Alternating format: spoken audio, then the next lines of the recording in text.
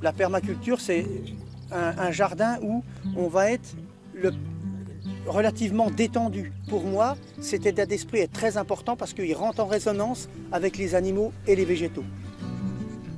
Sur le jardin, on a mis en place des structures comme cette serre pédagogique ici pour accueillir voilà, des tout petits aux plus grands voilà, tout le long de l'année.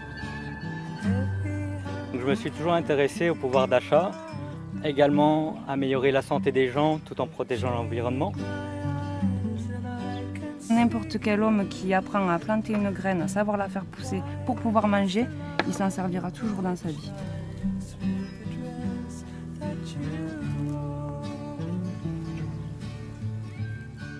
Avant chaque repas, on va ramasser dans le jardin des herbes, de la salade. Et ça nous permet aussi de manger des choses qui sont de saison et fraîchement cueillies. Franchement excellente. Hein. Le village du savoir et des saveurs, implanté depuis peu ici à Curgy, en Saône-et-Loire, est le fruit d'un long cheminement de ses auteurs. Principal objectif, transmettre un savoir-faire autour de tout ce qui est naturel. Il y a 9 ans, j'ai créé l'association avec d'autres bénévoles qui étaient passionnés eux aussi de nature, de jardin et d'animaux.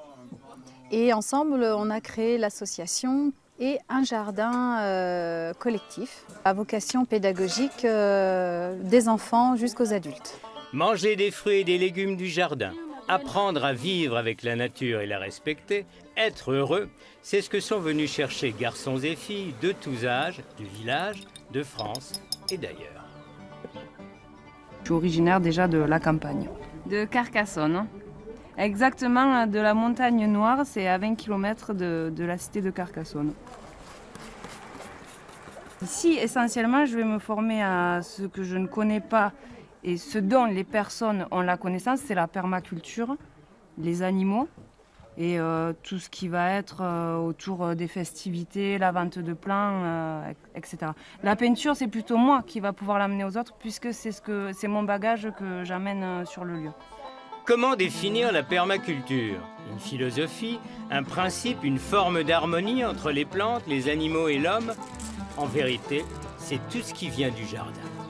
Sur ce jardin, on a plein de légumes différents qui sont mis en association les uns avec les autres pour une complémentarité entre les légumes. Au niveau des personnes et des animaux, donc l'état d'esprit, c'est finalement le respect. S'il y a un mot à retenir dans la permaculture, pour moi en tout cas, ça sera le respect, que ce soit des personnes, des animaux ou des végétaux. Après avoir longuement voyagé, Adrien a rejoint l'équipe des permanents pour lui aussi apprendre, mais également partager son expérience. J'ai commencé à faire des études d'ingénieur industriel et je me suis aperçu que ce n'était pas la solution. Et en voyageant, rencontrant des peuples qu'on va appeler primitifs, je me suis aperçu qu'ils avaient la solution. C'est pour ça qu'en revenant ici, ça m'intéressait beaucoup de projets d'agroécologie, mais également de sensibiliser les enfants. C'est même notre objectif premier, de faire connaître cette nature, comment la protéger et la découvrir par le jeu déjà pour les enfants et après pour des adultes autour de formations, d'ateliers.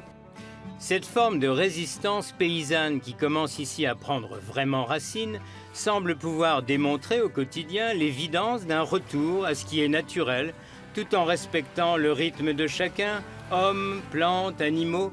De plus, chaque année, à l'OSNIS organise une multitude d'activités avec le public, des stages, des ateliers, des ventes de plants potagers anciens et des fêtes, comme celle du solstice d'été, qui aura lieu le samedi 18 juin prochain.